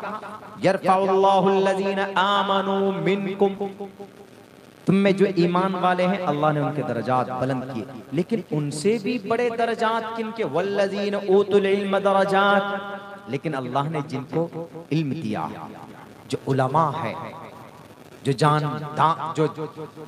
दानिश्वर तबका है, वल्लज़ीना ऊतुल इल्म दरजात, उनके दर्जात और बुलंद किए। यही बात कहाँ कही? श्रीमद् भगवद गीता 7वां अध्याय है, 7वां अध्याय का 18वां 19वां श्लोक, 19वां नहीं पढ़ रहा हूँ, 18वां है ये। क्या कहा? उदारा, उदारा मीन्स सखी लोग, सखावत करने वाले, जेनरसिटी, जेनरस पर्सन को उदारा कहा जाता संस्कृत में। उदारा सर्व एवैते ज्ञानी तात्मेव मयिमतम आस्थितः, इज्जत करो उनका, पहले अम्र है। आस्थितः सही युक्तात्मा मामेवामुत्तमां गतिम, उनका सम्मान करो, उनकी इज्जत करो। क्यों? श्री कृष्ण जी कहते हैं कि अगर उनका तुम इज्जत और सम्मान करोगे तो गोया तुम मेरा सम्मान करोगे। कौन कह रहे हैं? कृष्ण जी कह रहे हैं। इधर क्या फरमाते अल्लाह के नबी अलैहिस्सलाम? अगर तुम किसी आलिम दीन को देखकर खुश होते हो, उनकी ज़ियारत करते हो, उनकी इज्जत करते हो, तो गोया मेरी इज्जत हुई। क्यों? क्योंकि उलमा अंबिया के वारिस हैं। जब आप किसी बेटे की, किसी की बेटे की इज्जत करते हैं तो गोया आप उनके बाप की भी इज्जत कर रहे हैं। आप अगर किसी बेटे की, किसी की बेटे को रुस्वा कर रहे हैं, उनके वारिस को जलील कर रहे हैं, गोया उनके खानदान को आप रुस्वा और जलील कर रहे हैं। इसीलिए कहा गया उदारा सर्व एवैते ज्ञानी तात्मेव मयिमतम। और सुनो, इस धरती पर जितने भी गुरु लोग हैं, जितने भी ज्ञानी लोग हैं, अगर तुम उनका सम्मान करते हो तो तुम उनका सम्मान नहीं कर रहे हो, क्योंकि ज्ञान की शक्ल में मैं कृष्ण उसके अंदर हूँ। जब तुम उनके ज्ञान का सम्मान करते हो तो गोया मेरा सम्मान करते हो, और जब मेरा सम्मान करते हो तो मैं खुश होता होऊंगा। इसीलिए मदरसे में माइक के जरिए से हमारे उलमा को टारगेट करना, हाफिज कुरान को टारगेट करना, जिनके सर में सरताज दस्तार बांधी गई है, लगता है देखने में कि बहुत छोटी दस्तार है, लेकिन कल क़यामत में तुम तो फी नारी जहन्नम खालिदीन फीहा अबदा, वहां पर नफ्सी नफ्सी के आलम में होंगे। मरने के बाद direct to the hell, go to the hell, जहन्नम में जाओगे। लेकिन जहन्नम से उठाकर जन्नत में ले जाने वाले अगर किसी के पास ये ताकत होगी, अगर किसी के पास ये अथॉरिटी होगी, तो दुनिया के किसी मालदार के पास नहीं होगी। दुनिया के किसी उद्योगपति को अल्लाह तबारक व तआला ये पावर नहीं देगा, बल्कि किसी मुत्तकी को ये पावर नहीं होगा, किसी नमाजी को, किसी काजी साहब को, बल्कि किसी मुफ्ती साहब को भी ये अधिकार नहीं होगा, बल्कि सिर्फ एक हाफिज कुरान को ये इजाजत होगी कि बेटे जाओ तुम जन्नत में कुरान करीम की आयतों को पढ़ते जाओ, जन्नत के बुलंदियों पर चढ़ता जा, जैसा तू दुनिया के अंदर कुरान करीम की तिलावत किया करता था। और अकेले नहीं, आदमी नफ्सी नफ्सी के आलम में मुब्तला होगा, माँ बाप को देखकर भागेगा, लेकिन हाफिज कुरान से कहा जाएगा यू हैव अ पावर, तुम्हारे पास ताकत है, तुम्हारे पास, तुम एलिजिबल हो, तुम 10 आदमियों को जन्नत लेकर जा सकते हो, और उन लोगों को जिन पर जहन्नम वाजिब हो चुकी है, जाओ 10 आदमियों को उठाओ और अपने दोनों हाथों में पकड़कर उनको जन्नत में लेकर जाओ। ये पावर किसको? एक हाफिज कुरान को। किस वजह से? कुरान को याद करने की वजह से। ये तुम मरने के बाद की कामयाबी है। अब हमारी तकरीर सुनेंगे मीडिया वाले या कोई नेरो माइंडेड आदमी, वो क्या कहेगा कि मौलाना अब्दुल्ला साहब आप तो मरने की बात कर रहे हैं, दुनिया की बात कीजिए ना। दुनिया में आपका कुरान पढ़कर हम क्या कर सकते हैं? हम भी एक सवाल करते, क्या नहीं कर सकते बताइए, क्या नहीं किया? बहुत से लोग बोलते हैं कि नहीं मौलाना अब्दुल्ला साहब कुरान से इसीलिए तो छानबीन शुरू की। आसाम के कई मदरसों में ताले लग गए, बल्कि 2-3 मदरसों में तो बुलडोजर से ढा दिया गया। उत्तर प्रदेश के टोटल मदरसों में छानबीन हुई, यहाँ तक कि दारुल देवबंद, नदवतुल उलमा लखनऊ, इन सब मदारिस की तहकीक की गई, सर्वे किए गए। पैसे कहाँ से आते, पढ़ाया क्या जाता? जो भी सर्वे करने आते, क्या पढ़ाया जाता है जी आपके कुरान में? ज़ालिकल किताबु ला रैब फीहि हुदल लिल मुत्तकीन अल्लज़ीना युमिनूना बिल गैबि व युकीमूना अस्सलाता व मिम्मा रज़क़नाहुम युनफ़िक़ून। यहाँ से पढ़िए, यहाँ से पढ़िए, वहां से पढ़िए, यहाँ से पढ़िए, पूरे 30 पारे में कुछ भी समझ में नहीं आता। दीजिए है क्या इसमें, समझ में तो आ ही नहीं रहा। कहा कि पूछिए, आप अपने विद्वानों से पूछिए। उनसे पूछते थे कि जी बताइए ज़ालिकल किताबु ला रैब फीहि का क्या तर्जमा? तो तर्जमा करते थे कि इसका तर्जमा, इसका मीनिंग ये है कि ये ऐसी किताब है जिसमें शक नहीं है। ज़ालिकल किताबु ला रैब फीहि, बोला तो बहुत अच्छी बात लिखी गई है इसमें। ज़ालिकल किताबु ला रैब फीहि हुदल लिल मुत्तकीन, इसमें हिदायत है डरने वालों के लिए। फिर वो सवाल करते, अच्छा जो नहीं डरता है तो उसका क्या होगा? फिर उसके लिए हिदायत नहीं? कहा नहीं, सबके लिए हिदायत है। दूसरी जगह पढ़ो ना, शहरु रमज़ान अल्लज़ी उन्ज़िला फ़ीहिल क़ुरआन हुदल लिन्नास, ये किताब हिदायत है सबके लिए, चाहे डरने वाला हो चाहे डरने वाला ना हो। अब बहुत सी जगह पर, अच्छा ये तो सिर्फ नसीहत के ऊपर है, ये तो अहकामात के ऊपर है, ये तो वाक़यात के ऊपर है, इससे देश का क्या भला होगा? आप जो मदरसे में इतने रुपए लोग, कौम के लोग देते हैं, इस मदरसे से आप देश में क्या तरक्की कर सकते हैं? आप डॉक्टर बना सकते हैं, कुरान पढ़कर डॉक्टर बन सकता है आपका बच्चा, कुरान पढ़कर आपका बच्चा यूपीएससी निकाल सकता है, कुरान पढ़कर आपका बच्चा जेपीएससी निकाल सकता है, कुरान पढ़कर आपका बच्चा बीपीएससी निकाल सकता है। हर स्टेट की अलग अलग वो होती है सिविल सर्विसेज में। आपका उड़ीसा का शायद मेरे ख्याल से यूडीपीएससी होगा, ऐसे कुछ होगा, ये निकाल सकता है कुरान पढ़ने वाला बच्चा। वो सवाल करते हैं, मदरसे में आएंगे, मोहतमिम साहब को देखेंगे कि सफेद कुर्ता है, सफेद टोपी, सफेद पजामा। अब हमारे मोहतमिम साहब को देख करके उनको दीन दुनिया से क्या लेना देना? वो माइक वाला डायरेक्ट पूछता है, वो क्या पढ़ा हुआ है? ABCD ये सब पढ़ा हुआ है। तो आके क्या पूछता है कि जरा मोहतमिम साहब आपके मदरसे में क्या साइंस पढ़ाया जाता है? अब मुफ्ती साहब, मोहतमिम साहब, साइंस किस बला का नाम है भाई? हम तो सुनते थे लेकिन पढ़ाया जाता है, यहाँ तो कुरान पढ़ाया जाता है। अब वो मुकम्मल तौर पर कभी कभी ऐसा होता है कि तशफ़ी बख्श जवाब नहीं दे पाते हैं, तो वो लोग और ज्यादा शक में पड़ जाते। इन मदरसों में कुछ न कुछ तो हो रहा है अंदर अंदर, लेकिन मदरसों में क्या होता है अंदर? फजर की अजान से पहले हमारे बच्चे कुरान लेकर बैठते हैं पढ़ने के लिए। इनके कमरों में देखो तो इनके कमरों में, बाज रूम में, बाज कमरों में तो पंखे भी नहीं होते। हमने पढ़ा, हमने मदरसे में 14 साल की जिंदगी गुजारी, दारुल देवबंद में तो जनाब अभी पंखे का नज़्म हुआ जब जदीद का वो इलाका, जदीद बिल्डिंग बनी, वरना अब से पहले की 15-20 साल पहले की जिंदगी उठाकर देख लीजिए, पंखे का नामो निशान नहीं था। अरबी अव्वल में कमरा नंबर, मदरसा खादिमुल इस्लाम कमरा नंबर 20 हमारा रूम हुआ करता था, पंखा नहीं था, गर्मी ज्यादा होती थी तो अपने बिस्तर लेकर छत पर जाकर सोते थे गर्मी में। हमारे मदरसों में ये होता है। और मदरसों में सुनो, अगर किसी के दिमाग में भूसा भरा हुआ, किसी के दिलो दिमाग में अगर ऐसा लगता है कि कुरान पढ़कर देश को तरक्की नहीं दी जा सकती, कुरान पढ़कर मुजाहिद नहीं बन सकता, कुरान पढ़कर सिविल सर्विसेज में बच्चे नहीं जा सकते, कुरान पढ़कर बच्चा डॉक्टर नहीं बन सकता, कुरान पढ़कर बच्चा हमारा लॉयर नहीं बन सकता, कुरान पढ़कर हमारा बच्चा देश को आगे नहीं बढ़ा सकता, तो ये शायद तुम्हारी भूल है। बल्कि ये कुरान पढ़ने वाले वो लंदन यूनिवर्सिटी, ऑक्सफोर्ड यूनिवर्सिटी कब आई दुनिया में? 14वीं और 13वीं ईस्वी में। उससे पहले कौन थे? कुरान पढ़ने वाले थे। और कुरान पढ़ने से सिर्फ कुरान पढ़ने वाले नहीं थे, बल्कि आप तारीख को अगर पढ़ेंगे आपके पैरों तले से जमीन खिसक जाएगी कि इस जमीन पर, इस धरती पर सबसे पहला डॉक्टर अगर किसी ने पैदा किया है तो मदरसे के प्लेटफॉर्म से बनकर के वो डॉक्टर निकला।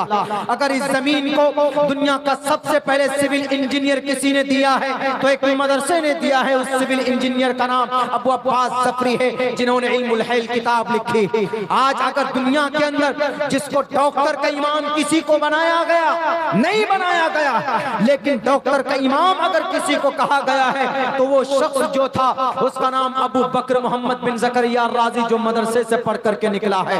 ये तारीख देखो, उठल कर देखो, उठाकर तुम्हें पता चलेगा कि हमारे मदरसे से पढ़कर निकलने वाले कौन थे। हम दवाई इस्तेमाल करते हैं, आयुर्वेदिक दवाई। इस आयुर्वेदिक दवाई को बनाने वाला कौन है? किसी प्रोफेसर, कोई यूनिवर्सिटी का पढ़ा लिखा या किसी कॉलेज का रिटायर्ड ऑफिसर नहीं। इस दवाई की 500 दवाई की खोज, उनमें से ऑर्गेनिक इंडिया और आयुर्वेदिक का दूसरा नाम ऑर्गेनिक इंडिया। आयुर्वेदिक दवाई की खोज करने वाला कौन? ये 1.5 आंख वाले हरिद्वार के बाबा जी नहीं, बल्कि इस दवाई की खोज करने वाला उस शख्स का नाम अबू मंसूर बगदादी है, जो मदरसे का पढ़ा हुआ था। एक नहीं 500 दवाइयां खोज करके दुनिया को दिया है जनाब। ये छोड़िए, आज भी अगर कोई MBBS डॉक्टर बनता है, MD डॉक्टर बनता है, तो एक बहुत बड़े एक हाफिज कुरान की किताब पढ़ करके आज भी वो डॉक्टर बनता है। वो बड़ी किताब कौन? उस किताब का नाम अल कानून है। अल कानून किताब में 10 लाख अल्फाज हैं। इस किताब को लिखने वाला कौन है? Japan, Korea, China, London, America, Europe, ये सारे के सारे अज्जाज हैं। अगर दुनिया को सबसे बड़ी किताब MBBS डॉक्टरेट के अंदर अगर किसी ने लिख कर दिया है तो शख्स का नाम शेख अबुल हुसैन इब्न अली सीना है, जो 10 साल की उम्र में हाफिज कुरान बनकर मदरसे से निकला था। इल्मुल है ये वो अल कानून किताब आज भी पढ़ाई जाती है। कहाँ पे? Oxford university. बोलिए कौन है? मदरसे के पढ़ने वाले थे। जब ये देश गुलाम हुआ, कौन आए मैदान में? मदरसे के उलमा आए कि नहीं आए? मदरसे के पढ़े लिखे लोग आए मैदान में, अंग्रेज का मुकाबला किया। और खामखा जनाब इल्जाम लगा देते हैं। हम लोग तो अपनी तकरीरों में कहते हैं कि हमारा कुरान ऐसा है कि बिल्कुल आखिरी किताब है, आखिरी किताब, चूंकि मजबूर हैं और यही सच भी है। हम कहने पर भी मजबूर हैं और यही हकीकत भी है, क्योंकि अल्लाह ने कुरान में क्या कहा? अल-यौम अकमलतु लकुम दीनकुम व अतममतु अलैकुम निअमती व रज़ीतु लकुमुल इस्लाम दीना। अगर कोई आदमी आपके सामने दुनिया की किसी तहजीब को खूबसूरत बनाकर पेश कर रहा है तो उधर नहीं जाना है। आपके कुरान के मुताबिक आप जाएं, शरीयत के मुताबिक जाएं, चूंकि अल्लाह ने कहा कि यही आखिरी संविधान है, यही आखिरी तरीका है। इसी को यजुर्वेद के अंदर बयान किया गया, यज्ञम परचुचाम यवम यज्ञमा। यज्ञमो पहले अम्र है, जैसे हम लोग अरबी में बोलते हैं इजरिब, मार, स्मा, सुन, कुल, कहो, ऐसी पहले अम्र में संस्कृत में भी होता। यज्ञमो, उपविशतु, खादतु, खाओ, चलतु, चलो, पढ़तु, पढ़ो, नेत्रतु, देखो। संस्कृत में पहले अम्र है तो यज्ञमो, यज्ञमो, यज्ञम, यज्ञम परचुचाम यमम। यज्ञ मीन्स भक्ति करना। हम लोग इसको क्या बोलते हैं अरबी में? इबादत गुजार। यज्ञ मीन्स भक्ति करना और इसी को अरबी में बोलते हैं इबादत गुजार। यज्ञ इबादत करो। जब कोई ईश्वर की इबादत करता है तो उसी को बोलते हैं क्या? योगी। ये उत्तर प्रदेश वाला योगी नहीं। योगी मीन्स ईश्वर का भक्त, उसको योगी बोलते हैं। योगी संस्कृत वर्ड है। योगी यज्ञम परचुचाम यमम सतदतु तो निबोस्ति कवरितम पूर्वियम गतम कस्तद्दिवि भारती। योग करो, इबादत करो उस तरीके पर जो बिल्कुल आखिरी है, जो बिल्कुल आखिरी है, जो हमेशा से चला आ रहा है। यज्ञम परचुचाम यम सतदतु तो निबोस्ति कवरितम पूर्वियम गतम, तुम्हारे पूर्वज से चला आ रहा। पूर्वज से कब से? हजरत आदम के जमाने से।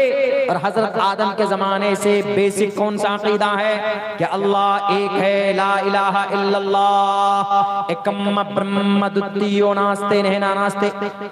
यही ये चीज, ये बात, ये पैगाम बताई गई। तो हमारे पास जो कुरान है ये फाइनल संविधान है अल्लाह का।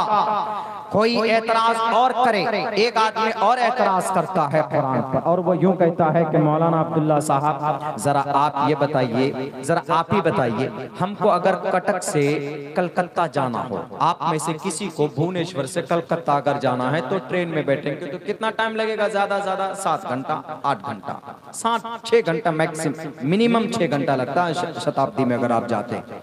ये शताब्दी में खाना भी देता आपका, 7 घंटे लगते उस पे बैठ कर जाएंगे। तो हम लोग क्या बोलते हैं कि जिंदगी की हर कदम पर मोहम्मद रसूलुल्लाह की पैरवी करो। हम लोग बोलते हैं हर कदम पर इंशाअल्लाह हम कामयाब हो जाएंगे। ये हमारा पैगाम भी है, अल्लाह का फरमान भी है, और हमारा अकीदा भी है इसी। और इंशाअल्लाह कामयाब हुए भी और होंगे भी कि भाई कुरान के मुताबिक, नबी के मुताबिक जिंदगी गुजारो। तो अब एक आदमी सवाल करता है कि मौलाना अब्दुल्ला, आपके नबी पाक अलैहिस्सलाम के जमाने में तो ट्रेन, अल्लाह के नबी किस में सवारी करते थे? ऊंट पे सवारी करते थे, घोड़े पे सवारी करते थे, या फिर किस पे सवारी करते थे? गधे पर सवारी करते थे, खच्चर पर सवारी करते थे, या पैदल चलते थे? उस जमाने में क्या शताब्दी ट्रेन थी? नहीं थी। बुलेट ट्रेन थी। ये चाइना या जापान से कहां से लाए हैं? ये हमेशा बुलेट ट्रेन भैंस से जाकर टकरा जाती है। ये हमेशा गुजरात में 2-2 मरतबा टकरा गई भैंसिया से जाके। बुलेट ट्रेन 1 घंटे में 350 किलोमीटर। या अगर आपको और ज्यादा तेज रफ्तार, तेजी में पहुंचना हो, किससे जाएंगे आप?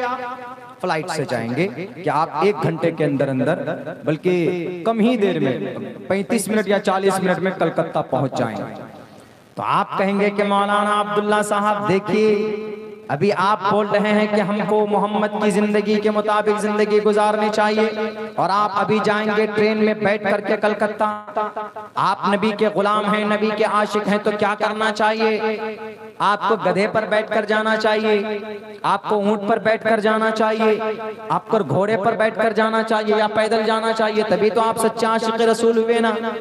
या सिर्फ नहीं हम नारा लगाते हैं हम आशिक रसूल हैं, या सिर्फ हम नारा लगाते हैं हम अल्लाह के नबी के गुलाम हैं। जुबानी दावा करने से कोई फायदा नहीं है। अगर आपको जुबानी दावा ही करना है, जुबानी दावे के साथ साथ में अगर आपको सच्चा आशिक बनना है तो उनके अमल के मुताबिक अमल करो। अल्लाह के नबी ऊंट में जाते थे, आप भी ऊंट में जाओ। अल्लाह के नबी कभी कभी घोड़े पर सवारी करते थे तो घोड़े पर सवारी करें। आप क्यों जाते हैं जनाब अंग्रेज के बनाए हुए ट्रेन में? क्यों जाते हैं आप मोदी जी के लाए हुए बुलेट ट्रेन में बैठकर? अब क्यों जाते हैं आप वंदे भारत ट्रेन पर? क्यों जाते हैं आप तेजस ट्रेन पर? क्यों जाते हैं आप राजधानी पर? ये सब तो अंग्रेज के प्रोड्यूस किए हुए उनके प्रोडक्ट हैं, अंग्रेज ने भारत के अंदर में लॉन्च किया है। तो इसका मतलब है कि आप अंग्रेज के गुलाम बने, आप अल्लाह के नबी के गुलाम कहाँ हैं? हम यूं कहते हैं, इसीलिए वो कहते हैं, वो एतराज को और मजबूत करते हैं कि देखिए हमने कहा ना कि अल्लाह के नबी की जिंदगी अब नहीं चलेगी। अल्लाह के नबी की जिंदगी का जो जमाना था, जो समय था, वो 1450 साल पहले था।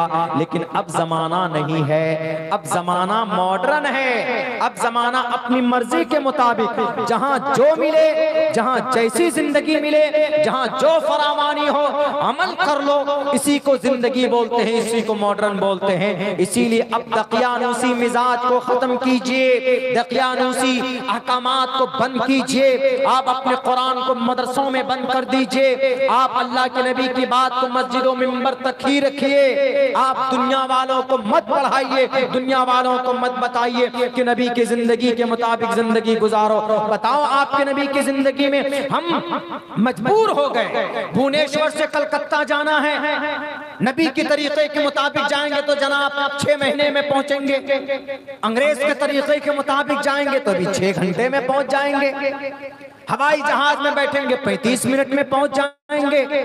देख लीजिए अब हम में से कुछ लोग कम पढ़े लिखे होते हैं तो फौरन क्या करते हैं? फौरन वो कहते हैं कि अरे हाँ सही कह रहा है, जमाने के एतबार से हमको बदलना चाहिए। अकल को जो खुदा मानते हैं वो कौन लोग हैं? वो चाइनीज में जितने भी लोग बसते हैं ना चाइना में, वो टोटल के टोटल वो लोग हैं जो खुदा को नहीं मानते। वरना बुद्धिस्ट वो भी खुदा को मानते, उनका खुदा गौतम बुद्ध सिद्धार्थ है, भले ही वो इंसान था। जैनिज्म जैनी उनका खुदा महावीर जैन थे, भले ही इंसान है, वो उनको खुदा मानते। उसके बाद फिर आता हमारे हिंदू भाइयों में, उनमें तो आप जानते हैं कि ब्रह्मा विष्णु महेश और आखिर में आप विष्णु के 7वें अवतार रामचंद्र जी, 7वें अवतार रामचंद्र जी, 8वें अवतार कृष्ण जी और गणेशा जी, हनुमान जी वो अलग है, मित्रा है, वरुण है, फला उनके कहते हैं कि 33 करोड़ देवी देवता हैं, वो सबको मानते हैं, उनका अकीदा अलग है।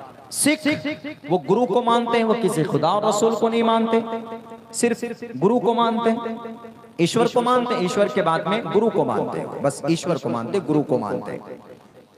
गुरु नानक और गुरु गोविंद सिंह 10 गुरु को मानते। क्रिश्चियन किसको मानते हैं? क्रिश्चियन में 3 फिरका, हजरत ईसा को मानते हैं, मरियम को मानते हैं, तस्लीस के कायल हैं। जीसस को कौन मानते? मूसा अलैहिस्सलाम को यहूदी लोग मानते, वो उनको अपना सब कुछ मान लेते। खुदा को एक मानते, लेकिन हजरत मूसा को भी मानते, उनके साथ उनके बेटे को भी मानते। उज़ैर अलैहिस्सलाम को अल्लाह का बेटा मानते, यह अकीदा। लेकिन जो खुदा को नहीं मानते वो चाइनीज में बसने वाले, कोरिया में बसने वाले, ये वो लोग हैं जो किसी खुदा को, किसी रसूल को, किसी अवतार को, किसी नबी को नहीं मानते। और हमारा अकीदा क्या है? हमारा अकीदा ये है कि हम अल्लाह को एक मानते हैं और अल्लाह के रसूलों को मानते हैं, तमाम रसूलों को, और आखिरी रसूल मोहम्मद रसूलुल्लाह सल्लल्लाहु अलैहि वसल्लम को हम मानते हैं। हमारा यह अकीदा है। अल्लाह के नबी अलैहिस्सलाम को ही हमारा रहबर और गाइडर और रहनुमा बनाकर इस जमीन पर भेजा। किसी और की जिंदगी की हम पैरवी कर लें, हम कामयाब नहीं हो सकते। मेरे भाइयों, मेरे समाज के लोगों, थोड़े से जो लोग होंगे वो लोग उनके सवाल में आ जाएंगे और वो अपने आप अपने ईमान को बेच लेंगे। मैं इसीलिए शिद्दत के साथ आपको ये बात कह रहा। अभी हमारे इलाके में तकरीबन 17 बच्चियों ने इसी सवाल के जवाब में उन्होंने अपने ईमान का सौदा किया और उन्होंने उन मुशरिकीन और उन कुफ्फार, वो मुशरिकीन, वो मुल्हिदीन, उनके हाथों में अपने ईमान का सौदा किया। बल्कि वो मिर्जा गुलाम अहमद कादियानी के चेहरे उनके हाथों में हाथ रखकर उन्होंने उनका कलिमा पढ़ा और उन्होंने ये कहा कि तुम्हारे नबी आखिरी नबी नहीं थे, तुम्हारे नबी पुराने हो चुके, अब नया दौर है, नया जमाना है। बताओ, अगर तुमको यहाँ से दिल्ली, भुवनेश्वर से अगर कलकत्ता जाना हो, तुम अपने नबी के तरीके के मुताबिक नहीं जा सकते। तुम्हारे नबी की जिंदगी में तेज रफ्तार सवारी है क्या? बताओ, तुम्हारे नबी की जिंदगी में तेज रफ्तार सवारी कहाँ? ज्यादा से ज्यादा घोड़ा है, वो घोड़ा 1 घंटे में ज्यादा से ज्यादा तुम 50 किलोमीटर दौड़ सकते हो। तुम्हारे नबी की जिंदगी में ऊंट है, 1 घंटे में इस ऊंट से ज्यादा तुम कितने 10 किलोमीटर दूर जा सकते हैं। तुम्हारे नबी की जिंदगी में गधे और खच्चर हैं, ज्यादा से ज्यादा 1 घंटे के अंदर में 5 से 6 किलोमीटर की दूरी तुम तय कर सकते हो। तुम्हारे नबी की जिंदगी में देखो, तेज रफ्तार सवारी का चर्चा नहीं है, तो तुम कैसे इस जमाने के अंदर कहते हो कि इस मॉडर्न जमाने में नबी को मानो हम कामयाब हो जाएंगे, नबी को मानो हम दुनिया में भी कामयाब होंगे। हम दुनिया में कामयाब तो नहीं हो रहे, हम दुनिया में परेशानी के दलदल में फंसे जा रहे हैं। आपके नबी की बातों को अगर मानते हैं तो क्या मेरे भाइयों, उनका ये सवाल सही है? हमें साबित करना होगा कि नबी पाक अलैहिस्सलातु वस्सलाम आज भी जमाने के लिए रोल मॉडल है। आने वाले 1000 साल बाद में जो भी कौम आएगी, जैसा भी जमाना आएगा, उस जमाने के लिए भी मोहम्मद रसूलुल्लाह और कुरान का पैगाम रोल मॉडल होगा। अगर किसी ने इसको लीपा पोती करने की कोशिश की है, मिर्च मसाला लगाकर अगर लोगों के सामने में अल्लाह के नबी की जिंदगी को बदनाम करने और उनको 1450 साल पहले पुराने नबी और रसूल बताने की कोशिश की है, तो उनके सामने जवाब है, जवाब दीजिएगा।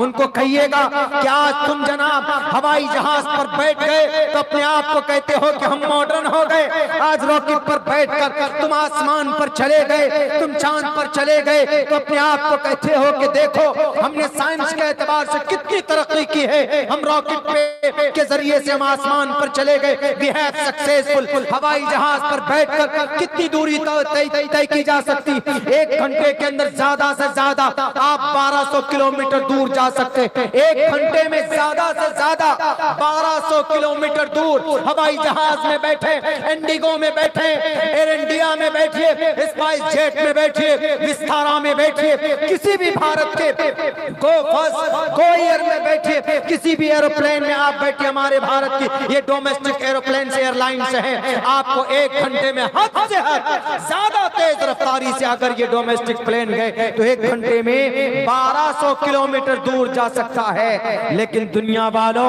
दुनिया ने आज तक कहां तक तरक्की की है, कहां तक गए बोलो? चांद तक गए ना, सिर्फ चांद तक। चांद कहां है? ये 6 करोड़ मील की दूरी पर, 6 करोड़ मील की दूरी पर। चांद ज्यादा दूर नहीं है, लेकिन पहला आसमान कितना दूर है कोई गिन सका है, कोई नाप सका है? कयामत आ सकती है लेकिन आसमान को कोई टच कर सकता है? कोई टच नहीं कर सकता। कुर्बान जाओ दुनिया वालों, कयामत आ जाएगी, तुम्हारी 7 पुश्त दफन से कब्र से उठकर आ जाओगे, तुम कभी भी पहले आसमान को नहीं छू सकते। दुनिया वालों यह हकीकत है। अगर अब्दुल्ला झूठ बोलता है तो पूछो यूरोप अमेरिका वालों से कि तुम चांद पर गए तो लाखों करोड़ों रुपए खर्च करके तुमने सैटेलाइट तैयार किए, रॉकेट तैयार की, तब तुम स्पेस पे गए और वहां पर तुम चांद पर गए, वहां से फिर तुम वापस आए, तो अपने आप को तुम तुर्रम खास समझते हो?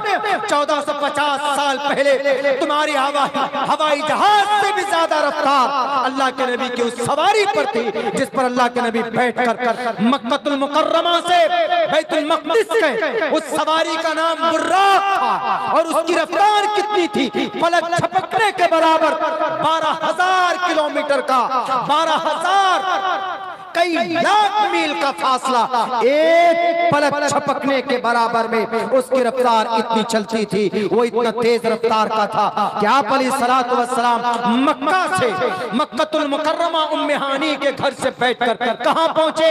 बैतुल मक़दिस गए। बैतुल मक़दिस से आप इमामत की अंबिया किराम की, फिर उस बुर्राक पर बैठकर आप कहां गए?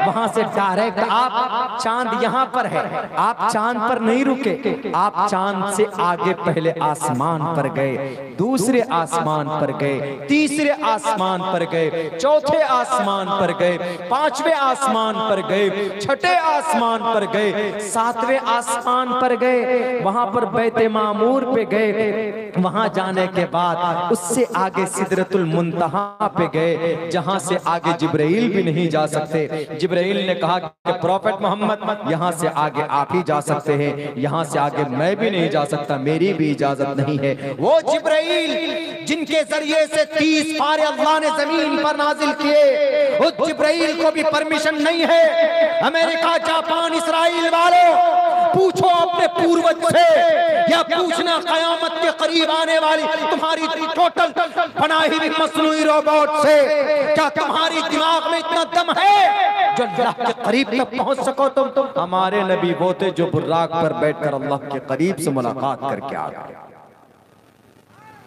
अब बताइए, अगर लोग यूं कहें कि अल्लाह के नबी ने तो तेज रफ्तार सवारी उनकी जिंदगी में है ही नहीं, तो झूठ है कि नहीं? बुर्राक पता कितनी रफ्तार थी?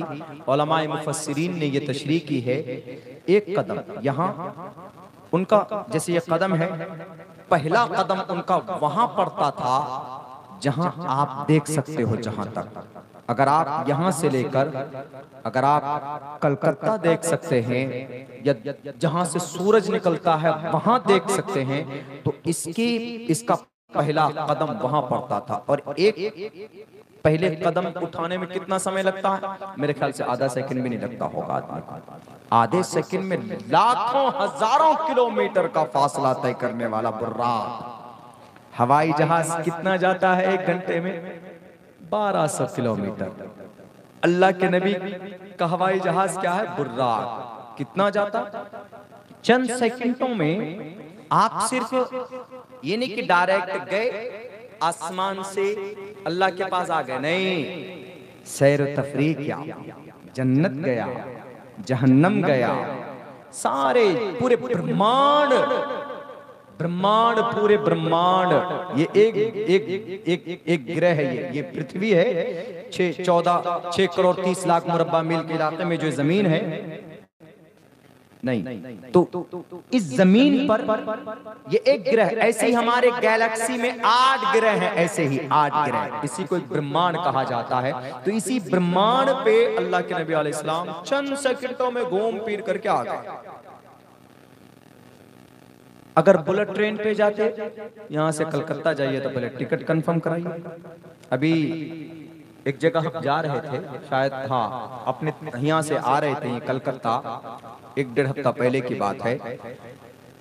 टिकट बनाने में भी गड़बड़ी हो जाती, हमारी सीट नंबर भी वही 30-32, पूरी लाइन में शताब्दी में एक फैमिली और आ गई, इत्तेफाक से हम आके पहले बैठ गए, हमारी सीट वही, उनकी भी सीट वही, वो भी आ गए। बोला हमारी भी C6 में 31, 32, 33 नंबर है सर। हमने कहा कि भाई तो हमारी भी सीट है, ये एक सीट को 2 आदमी को कैसे दे सकते। खूब झगड़ा हो रहा है, टीटी को भी समझ में नहीं आ रहा, टीटी भी टिकट दे के करा हाँ सर, तब वो कह रहे आपने कैंसिल कराया था क्या? हमने कहा हमने तो कैंसिल नहीं कराया। उनसे पूछ रहे आप लोगों ने कैंसिल कराया क्या? कहा कि नहीं कैंसिल तो किसी ने भी नहीं कराया। देख रहा है कि टिकट किसी का भी कैंसिल नहीं है, यहां तक कि दूसरे उस पे वेबसाइट पे चेक कर भी रहा है, उस पे भी दिखा रहा कैंसिल नहीं है। परेशान हो गए सब। मेरे जहन में एक बात आई, गड़बड़ी हो जाती है कभी कभी टिकट बनाने में। टिकट हम सेम डेट डालते लेकिन महीना उल्टा पुल्टा कर देते। महीना जैसे हमारा डाला हुआ था उसमें ये दिसंबर की शायद 14 या 15 तारीख डाली हुई थी, और दिसंबर की 15-12 सन 2022। उसका क्या था 15-1 सन 2023। डेट को कोई नहीं देख रहा, सिर्फ सीट देख रहे और डब्बा नंबर देख रहे। खूब एकदम शोर हो रहा है, टीटी भी बेचारा हंस रहे हो, वो कंफ्यूज है क्या हो रहा है। तो हमने कहा कि सर जरा उनका टिकट लाइए। तो टिकट लाया तो सबसे पहली नजर मेरी वहीं पड़ी डेट में। हमने कहा कि सर क्या पागल हो रहे हैं, ये 15 जनवरी सन 2023 का टिकट है इसका, ये 15 दिसंबर वाले को क्यों परेशान कर रहे हैं। ये दुनिया में तो ऐसा सिस्टम है कि एक सीट डेट अदल बदल हो जाए तो आदमी शोर करने लगता, लेकिन अल्लाह के नबी अलैहिस्सलातु वस्सलाम की सवारी तो ऐसी है कि जिब्राइल अमीन ड्राइवर हर दरवाजे पर उसमें आसमान पे चढ़ते गए। तेज रफ्तार सवारी, तेज रफ्तार सवारी, तेज रफ्तार सवारी। ये सिर्फ बहकाने की बात है। नाम लेंगे कि देखो तुम्हारे नबी 1450 साल पहले, कोई जरूरत नहीं है इस जमाने में उनका, पुरानी चीज पुरानी नहीं है दुनिया वालों, याद रखो। एहसास कमतरी का शिकार मत होना। आपका रोल मॉडल मोहम्मद रसूलुल्लाह सल्लल्लाहु अलैहि वसल्लम है, आखिरी है। मानना हमारे लिए जरूरी, तमाम इंसानों के लिए भी जरूरी। इसीलिए कहा गया के हेतो ब्रह्म गतिस्तांति सत्संगतिर्दान विचारतोषा बहुनाम जन्मनामन्ते ज्ञानवान माम परपदिग्यते वासुदेवा सर्वमिति समहात्मा सुदुर्लभः। कई जन्मों के बाद यानी हजरत आदम आए, हजरत नूह अलैहिस्सलाम आए, हजरत इदरीस आए, शीस आए, हजरत लूत आए, हजरत इब्राहिम आए, हजरत इस्माइल आए, हजरत इसहाक आए, हजरत मूसा आए, हजरत ईसा आए, और हजरत यूसुफ आए, हजरत याकूब आए, दाऊद आए, सुलेमान आए। सबके आने के बाद बहुनाम जन्मनामन्ते ज्ञानवान माम परपदिग्यते वासुदेवा सर्वमिति समहात्मा साधु सुदुर्लभः। कई जन्मों के बाद इन द एंड अखीर में अल्लाह के नबी अलैहिस्सलातु वस्सलाम भी बिल्कुल अखीर में आए। तमाम नबियों के बाद श्रीमद् भगवत गीता 7वें अध्याय के ये 19वें श्लोक के अंदर कहा गया बहुनाम जन्मनामन्ते ज्ञानवान माम परपदिग्यते वासुदेवा सर्वमिति समहा आत्मा वो महाआत्मा होंगे, महापुरुष होंगे। क्यों महाआत्मा होंगे? क्योंकि उन्होंने जो भी कानून, जो भी तरीका राइज किया होगा अल्लाह के कहने पर किया होगा, और उन्होंने जो भी बातें बताई होंगी उसके अंदर इंसानों के लिए मुनाफा और नफा होगा। इंसान उस पर अमल करेगा तो दुनिया के अंदर जरूर वह कामयाब होगा। अभी तलाक के ऊपर ये कानून आया, तलाक के ऊपर, और लोगों ने उस पर एतराज भी किए, लेकिन मेरे भाइयों लोगों ने इसको बदनाम भी किया। क्या कहा कि मुसलमानों में डायरेक्ट क्या है, 1 2 3 तलाक बीवी को बोल देते हैं, बीवी परेशानी में पड़ जाती है, बच्चे जनाब रोते बिलखते हैं। इस्लाम के इस कानून के ऊपर बंदिश लगनी चाहिए। आपको पता होना चाहिए तरीक़े इस्लाम में ये तलाक का तरीका, इस्लाम में तरीक़े तलाक में से ये तलाक का तरीका अबग़ज़ुल हलाल इंदल्लाहि, अल्लाह तबारक व तआला के नजदीक तमाम हलाल चीजों में सबसे ज्यादा नापसंदीदा अगर कोई चीज है तो वो बीवी को एक मजलिस में बैठ करके तीनों तलाक़ें देना है। अल्लाह तबारक व तआला इस चीज को अल्लाह के नबी अलैहिस्सलातु वस्सलाम ने कहा कि नापसंद फरमाया। बड़े धड़ल्ले से हम लोग तलाक दे देते हैं छोटी छोटी बातों पर, 1 2 3 तलाक का जो बेटर तरीका उसको नहीं जानते हैं हम लोग, उसको फिर मीडिया वाले भी नहीं बताएंगे, उसको छुपा कर रखेंगे। और सुनो दुनिया वालों, ये तलाक जो है ये तलाक इमरजेंसी विंडो है, इमरजेंसी डोर है। आप ट्रेन में जाते हैं तो एक इमरजेंसी विंडो होता है, आपातकालीन खिड़की बोलते हैं उसको। क्यों देता है पूछिए सारे, क्या वो ट्रेन वाले पागल हो गए क्या? क्यों लिखते हैं आपातकालीन खिड़की? कोई अगर डब्बे में हादसा हो जाए तो फौरन उस खिड़की को खोल करके निकाला जा सके। हवाई जहाज में बैठते हैं आप जब, तो आपातकालीन खिड़की कहाँ है? सीट नंबर 11 और 12 के पास। आप जब बैठेंगे तो एरोप्लेन टेक ऑफ करने से पहले वो मोहतरमा या मोहतरम आते हैं और कहते हैं कि सर देखिए, अगर हमारी जहाज कहीं पर लैंडिंग करे पानी वानी पर या कोई हादसा हो जाए, आपको उसको ऐसे खोलना है, ऐसे करना है, ऐसे निकलना है। बैरक है, वो एक तरीका बताते हैं। एक इमरजेंसी विंडो होता है, इमरजेंसी दरवाजा, ताकि जरूरत पड़े, कभी शदीद जरूरत पड़े तो फौरन उस दरवाजे को खोलकर या तोड़कर निकल जाओ। तलाक जो है इस्लाम में वही इमरजेंसी दरवाजा है। क्यों इमरजेंसी दरवाजा है? जब जरूरत पड़े, जब ज्यादा जरूरत पड़े तो उस दरवाजे से आप निकलकर जान बचा सकते हैं। क्यों जरूरत है, क्यों जरूरत पड़ेगी, क्यों निकल सकते हैं जी? क्योंकि क्रिश्चियन में एक मर्तबा शादी हो जाए, आप मर जाएं, आप मट्टी में दफन हो जाए, बीवी में आपस में इख्तिलाफ होते रहे, एक दूसरे को नापसंद करें, मरने के बाद आपका रिश्ता टूट सकता है। बीच में चाहे आप लड़ो कटो मरो, एक दूसरे को पसंद ना करो, एक दूसरे अगर ये भी चाहें कि भाई हम दोनों अपनी मर्जी से निकाह तोड़ लें, नहीं तोड़ सकते। मता सफा नंबर 19 के अंदर कहा गया, The God tie not and these things and no one open and these rope नहीं खोल सकते। अल्लाह ने, लॉर्ड ने जिसको बांध दिया, यानी हस्बैंड वाइफ की शादी करा दी, तो अब कोई उसको खोल नहीं सकता। हस्बैंड वाइफ भी नहीं खोल सकते। क्यों? इस पर गिरे लगाने वाला कौन? गिरे लगाने वाला लॉर्ड है, बांधने वाला लॉर्ड है। तो लॉर्ड के बांधे हुए गिरे को कोई इंसान कैसे खोल सकता? मियां बीवी भी नहीं खोल सकते। तो क्रिश्चियन में यह अकीदा है, अगर आपका निकाह की शादी हो जाए तो आप किसी को आपकी चाहत से भी, आपकी मर्जी से भी आप तलाक नहीं दे सकते।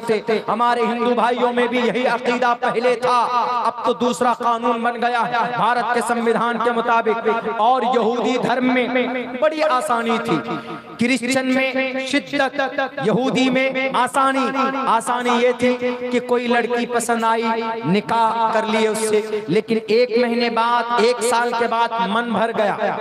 1 साल के बाद में अब वो बीवी उनको पसंद नहीं है, कोई उनकी आदत खराब उनको लगी, पसंद नहीं, सामने कोई दूसरी लड़की दिख गई, उससे ज्यादा ब्यूटीफुल है, उससे ज्यादा खूबसूरत है, तो अब यहूदी धर्म के मुताबिक अब इस मर्द को इख्तियार है, वो चाहे तो इसको तलाक दे दे अपनी बीवी को पूछे बगैर। क्यों? वो दूसरी से शादी करना चाहता है तो बिना पूछे बिना मर्जी के पहली बीवी को तलाक देकर हटा दे और दूसरी औरत से शादी कर सकता। इतना आसान? इस्लाम ने कहा कि नहीं, इस्लाम में दोनों को, इस्लाम में न इफरात है न तफरीत है, इस्लाम में न ज्यादती है न कमी है, इस्लाम बिल्कुल एतदाल के साथ कोई भी हुक्म को बयान किया है। अल्लाह तबारक व तआला देख कर कि हमारी इस धरती के जो प्राणी हैं ये इस पर अमल कर पाएंगे कि नहीं कर पाएंगे। इस्लाम में बेहतर तरीक़े तलाक क्या है वो मैं बताता हूँ, लेकिन ये इसका ये मतलब नहीं कि अभी बता रहा हूँ जाके सुबह पे अपने बीवियों को अप्लाई करना शुरू कर दीजिए, इसका ये मतलब नहीं है। जानकारी के तौर पर तलाक का बेहतर तरीका इस्लाम में क्या है। अगर आपकी बीवी नाफरमान, अगर आपकी बीवी नहीं मानती है बात, अगर आपकी बीवी बहुत ज्यादा मेल नहीं होता, निकाह तो हो गया, कर ली निकाह, आप लोग निकाह कर लिया, आप लोगों ने शादी कर ली, लेकिन अब अलग कैसे होंगे? अलग होने का क्या तरीका है? तो एक तरीका यह है कि अगर हस्बैंड वाइफ, पहली बात तो क्या है, ज़जरो तंबीह, नसीहत हो, समझाना बुझाना हो, बिस्तर अलादा किए जाए ताकि मामला सुधार हो। जब इन तमाम मैटर को करके देख लें, सारे अफाल करके देख लें, सारे तरीके अपना लें, तब भी सुधार पैदा ना हो, तो एक तरीका है, आपकी बीवी पीरियड में है, मान के चलिए आपकी बीवी अय्याम मखसूस में है, पाक हुई जैसे ही बीवी, तो पाकी के फौरन बाद, जबकि आपने उससे सोबत नहीं की, आप उससे मिलिए नहीं, बल्कि पाकी के फौरन बाद आप अपनी बीवी को एक तलाक दीजिए, जो बेटर तरीका है तलाक देने का, जो बेटर तरीका, एक तलाक दीजिए आप अपनी बीवी को। एक तलाक देंगे तो अभी आप तलाक दे दिया, आप कहेंगे मैडम मैं तुमको एक तलाक देता हूं, तलाक हो गई बीवी की, अभी निकाह नहीं टूटा। तलाक का वर्ड ऐसा है,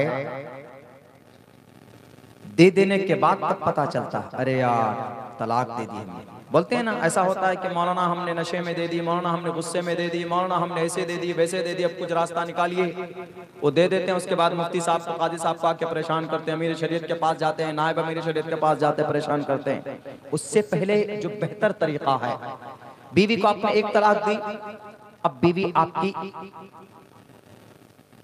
अब यहां पर चांस है 3 तुहुर तक, यानी तकरीबन 3 महीने आपके पास टाइम है। आपकी बीवी अभी निकाह से नहीं गई है, अभी आपकी बीवी इद्दत में रहेगी। अब इस 3 महीने के टाइम में आपके पास वक्त है। एक तलाक देने के बाद हो सकता है कि दोनों आपस में, दोनों के दिल में ये बात पैदा हो कि नहीं ये तलाक गलत चीज है, ये तलाक हम लोगों को अलग नहीं होना चाहिए, हमारे छोटे छोटे बच्चे भी हैं।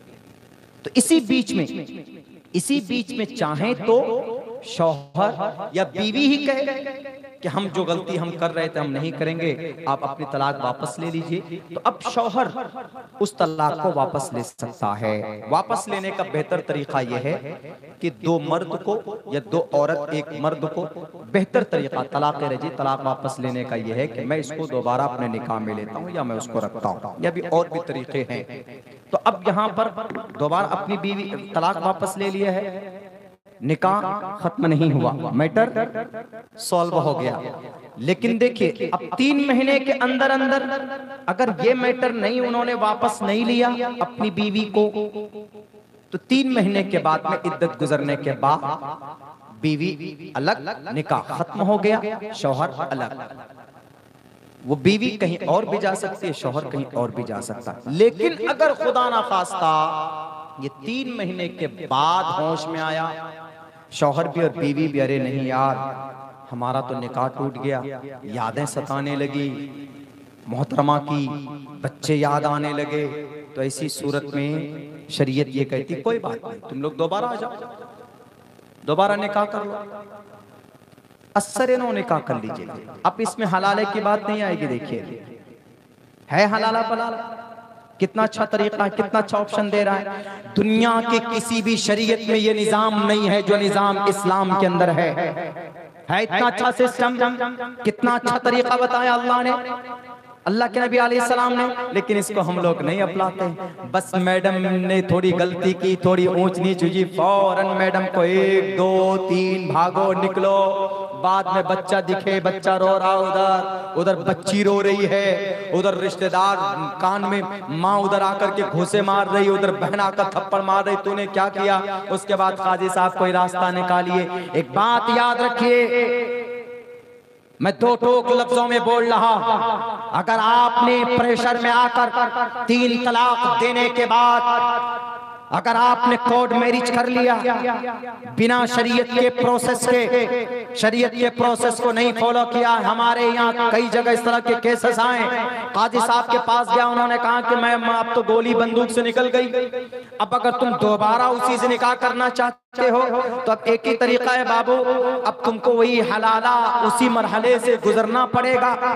अब उस मरहले में जिससे तुम्हारी बीवी की का निकाह की शादी होगी, हम उनको प्रेशर भी नहीं डाल सकते, ये कैद भी नहीं लगा सकते, बल्कि कैद लगाकर शादी करना लानत है, हराम है, नाजायज है ये फेल। मुफ्तियान किराम, उलमाए किराम की मौजूदगी में मैं एक तालिब इल्म आपसे बात कह रहा हूं, नाजायज और हराम निकाह करे, अगर उसका शौहर दूसरा शौहर उसको दे दे, अपनी मर्जी से तलाक दे दे, तभी आप शौहर अव्वल इद्दत के बाद निकाह कर सकता है। वरना ये 1 2 रात रखे और जनाब फिर से उनसे जबरदस्ती तलाक दिलवा दो और अपने पास रख लो, नहीं चलेगा ये हीला, नहीं चलेगा ये बहाना। अब बहुत से लोग कहते हैं कि अच्छा इस्लाम में तो इसकी इजाजत नहीं है ना, कोर्ट मैरिज कर लेते हैं लोग, कौन रोकेगा, जाके कोर्ट मैरिज कर लेते। तुम 100 दफा कोर्ट मैरिज कर लो, तुम्हारे मिलने के बाद जो औलाद पैदा होगी वो हरामी नस्ल कहलाएंगी। तुम शरीयत के साथ खिलवाड़ करते हो, इस्लाम में जो सही तरीका बताया उसको मानने के लिए तैयार नहीं। वो जो पहली तलाक दिया आपने, फिर निकाह किया आपने, फिर पता चला कि फिर बीवी वैसी गड़बड़ी कर रही है, तो फिर एक चांस वैसा ही कर सकते हैं जैसा पहले आपने पहली तलाक दे करके किया, दोबारा भी आप कर सकते हैं। कितना आसान तरीका, दुनिया की किसी शरीयत में इतना आसान और इतना सरल तरीका नहीं बताया गया। दुनिया की किसी किताब में औरत को हुन्ना लिबासुल लकुम व अंतुम लिबासुल लहुन्ना, औरत को लिबास नहीं कहा गया। दुनिया के अंदर किसी भी किताब में औरत को मर्द के लिए, मर्द को औरत के लिए बाई से तस्कीन नहीं बताया गया। ये जो चीखते हैं, चिल्लाते हैं, ये जैशी करने वाले नौजवान बेटियों की इज्जतों को लूटने वाले, इनकी किताबों के औरत के अंदर औरतों का सम्मान मौजूद है। ये तो नार्यस्तु पूजन्ते रमन्ते तत्र देवताः तत्र तास्तु न पूजन्ते न रमन्ते न तत्र देवताः, वो सम्मान इस्लाम के अंदर है। उस कुरान करीम के अंदर ये तरीका अल्लाह तबारक व तआला ने बताया, अत्तलाक़ु मर्रतान व लहुन्न मिस्लु लज़ी अलैहिन्न बिल मारूफ, क्या है, ला जुनाहा अलैकुम इन तल्लक़्तुमुन निसा, तुम पर कोई हर्ज नहीं है, तुम अपनी बीवी को तलाक दे सकते हो सही तरीके पर। अगर तुम्हारे बीच में अंदेशा हो फसाद का, अगर तुम्हारे बीच में अंदेशा हो इस बात का कि दोनों के बीच में जिंदगी नहीं गुजर सकती है, तो औरत को उनके सम्मान के हिसाब से उनको छोड़ो और उनको अपने यहाँ से विदा करो। ऐसा कोई तरीका बताओ क्रिश्चियन अपनी किताब उठा करके लाए, अब्दुल्ला दलालत करेगा कि क्रिश्चियनिटी के अंदर निकाह हो जाने के बाद जब तक दम न निकल जाए तुम बीवी से अलग नहीं हो सकते। भले ही बीवी और हस्बैंड के बीच में कोई, उनके बीच में कोई अच्छी जिंदगी ना गुजर रही हो, मरेगा तभी रिश्ता टूटेगा। इस्लाम कहता है कि बिल्कुल नहीं, ऐसा नहीं होना चाहिए। अगर कोई मसला है, कोई बीमारी है, तो उसका हल भी होना चाहिए, उसकी दवाई भी होनी चाहिए। अगर ऐसी कोई बेहतरीन दवाई, बेहतरीन कोई तरीका है तो मजहब इस्लाम में और कुरान में, कहीं और नहीं है मेरे भाई। तो इसीलिए हम कहते हैं इस बात को कि प्राउड महसूस कीजिए, फख्र कीजिए, क्योंकि वक्त भी हो चुका है। फख्र कीजिए आप अपने मुसलमान होने पर। उड़ीसा के अंदर अल्हम्दुलिल्लाह बड़े दिल वाले मुसलमान हैं और अच्छी सूरत और सीरत को भी अपनाने की ज़रूरत है। पहले से तो हैं ही अल्हम्दुलिल्लाह, आप लोग बड़े स्ट्रॉन्ग दीनी एतबार से, दुनियावी एतबार से भी। लेकिन डरिए नहीं, खौफ मत खाइए। भले ही हमारे मदारिस के ऊपर तहकीक करें, कुछ भी करें, कहीं पर भी आप बस मुसलमान बनकर के रहिए, अल्लाह का नेक बंदा बनने की कोशिश कीजिए, तो इंशाअल्लाह अल्लाह आपकी मदद करेगा। नमाज पढ़ने से क्या मोदी जी ने रोका? फिर भी हम नमाज नहीं पढ़ते, क्यों जी? नमाज पर कोई कानून बना क्या? तलाक के ऊपर बना, नमाज पर तो नहीं बना है कोई भी कानून। सूद खाते हैं मुसलमान, क्या सूद खाने के लिए मजबूर क्या आरएसएस वालों ने, कि आरएसएस के भाई ने मना किया नहीं तुम सूद खाओगे तो तुमको सूद खाना पड़ेगा? हम लोग अपना अमल कर रहे हैं। चाय की दुकान पर बैठकर चुगलखोरी, क्या कांग्रेस वालों ने, राहुल गांधी ने कहा कि तुम चाय की दुकान पर बैठकर तुम चुगलखोरी करो? किसी ने कहा है क्या? हम लोग खुद ही करते हैं। अखामखा जनाब कभी उसको हम बुरा भला कहते हैं। जस्ट कंसीडर इन योरसेल्फ, अपनी जिंदगी के अंदर अपने अंदर झांकने की हमें जरूरत है। अब मुसलमान बनकर रहिए, शान के साथ रहिए। देश की बात आए, इंडियन बनकर उभरिए। कौम मिल्लत की बात आए, मजहब की, दीन की बात आए, तो मुसलमान बनकर आगे कदम बढ़ाइए। डरिए, खौफ मत खाइए, चेहरे पर दाढ़ी रख के पाबंदी से नमाज पढ़िए, शान से। वो एक वाकया मशहूर है ना, उसको अपनी शान ने, अपनी जुर्रत ने, अपनी पहचान ने उसको पिटने से बचाया। वो एक बस में जा रहे थे, दो पैंट पहनकर थे दो लोग, बस में जा रहे थे, पैसा नहीं था। सोचा क्या कि कैसे सफर करें, टिकट लेना जरूरी है, पैसा है ही नहीं। तो कंडक्टर आया, तो कंडक्टर ने कहा कि भैया जरा पैसा लो, कहाँ जाना है? कहा कि जी कटक जाना है। तब टिकट ले लीजिए। कहा कि टिकट किस बात के लिए? मैं स्टाफ हूँ। पॉकेट में पेन भी रख लिया उन्होंने, 2-3। अब कंडक्टर भी बड़ा तेज था, उसको तो डेली सवारी चढ़ती हो तो देख लेता है कि कौन स्टाफ है कौन नहीं है। पहले जमाने में खूब चलता था, आज भी उत्तर प्रदेश के इलाके में जाएंगे आप तो वहां पर भी स्टाफ बहुत चलता है। बस में, ट्रेन में बैठ गए, कौन है सर आप? स्टाफ हूँ। किस चीज का? जी फला रेलवे का, या फला पुलिस स्टेशन में हूँ, या वहां पे, या किसी स्कूल का प्रोफेसर हूँ, कुछ हूँ। तो वो लोग एकदम बन कर बैठ गए। कहा कि अच्छा आप स्टाफ हैं तो मैं कंडक्टर हूं ना, मेरे नाम का स्पेलिंग कीजिए तो आप। अब बेचारा कुछ जानता नहीं था। अब वो कंडक्टर बड़ा पुराना था, उसने दें घुसे उसको मुंह तोड़ के इसके दांत निकाल दिए बेचारे, मार कर। स्टाफ बनता है, तुमको कंडक्टर की स्पेलिंग नहीं आती है, कंडक्टर की स्पेलिंग क्या है, और अपने आप को कहता है कि हम स्टाफ।